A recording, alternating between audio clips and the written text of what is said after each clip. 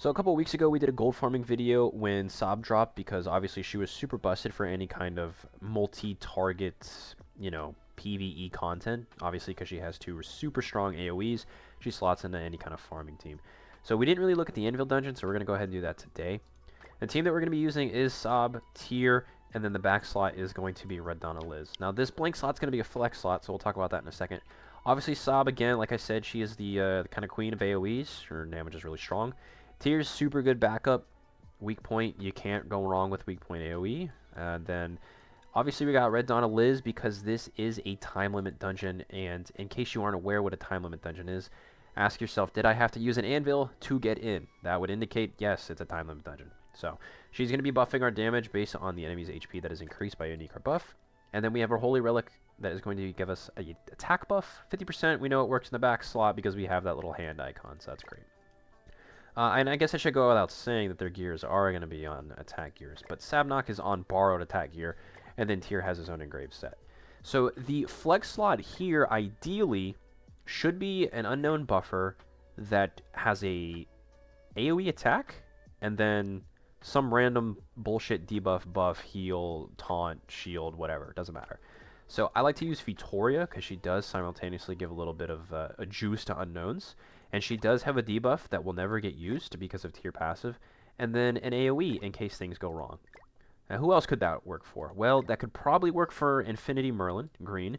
That could probably work for Truthseeker Merlin. Nope, not Truthseeker Merlin because that's a single target there. Not so hard. Shaltir, nope, single target. Hell? No, this is single target as well, isn't it? Yeah. Oh, Echidna. It could do Echidna. She has an AoE single target and a debuff. Anybody else? Hard to say. I don't really want to click on every single unknown, but you kind of get what I'm saying. And we'll check the why that is here in just a second. So, again, obviously the unknown set for the cards, and then if you need attack food, go ahead and pull that off. Go for it. So, we'll go ahead and we'll do this on auto, all right? And then we'll see how it plays. Alright, so starting off on the first phase, all the buffs come down.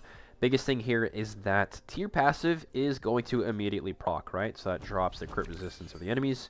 And Tyr with these passive unknown buffs is going to one-tap the first phase. 1.18 mil. Absolutely insane. Now, depending on the card draw, right, if all goes well, which all did not go well just there, we had a Sabunak merge, so that was terrible. So what we're going to see now is one of our worst case scenarios, I guess. We have a single target coming out, which ideally we don't want to happen. We wanted double Sab, but that obviously got ruined. So this is why we want our flex slot unknown to have an AoE for these situations. Now, if they aren't good enough to finish off what gets started, right, then this is going to turn into like a 3-turn run. But ideally, with no shitty merges, right, because you can't really do anything about getting the extra single targets. Like Tyr single target, you can't do anything if you get like a ton of merges about that.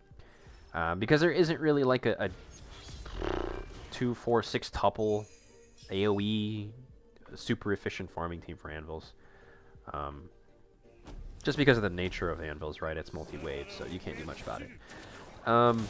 Again, we're double checking this damage, make sure we didn't get any stupid merges this time. You can see how it plays out normally. Tyr's gonna one-shot with weak points, and we drop the Victoria card, and then we drop the Tyr single target. Again, no stupid merges, so going from right to left. It would be double Sabunak, but we still got to merge on her, one of her AoE, so Tyr's single target does come out. It does make the run a little slower, but you know, whatever. You can't do anything about that. I don't think. If you can, you know, you can let me know, but if not, it's whatever. So, I mean, that's what it looks like with Victoria, so what we're going to do is we're going to swap her out for somebody similar, and then see how it plays.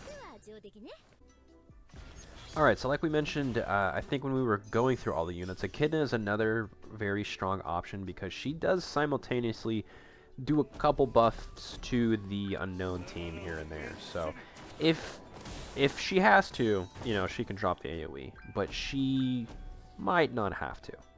We'll see if we get a kind of a merge here and see what happens. I don't think we do. Ooh, we get a bunch of Sab and a bunch of Tyr cards. So, I mean, I guess the point also is that if you have the damage, that slot doesn't matter. Literally at all, right? Because Echidna didn't get a turn. She didn't get a chance to use her cards.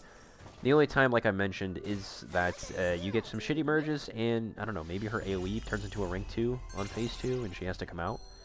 And that's why you would want somebody with a decent AoE, and preferably some kind of buffer, if you don't have the damage to begin with, right? If you have the damage, just use whatever you want, right? You could use a Gother who's got a rank up in a fucking, I think Coin Shop Gother has an AoE on his rank 1, so it doesn't really matter.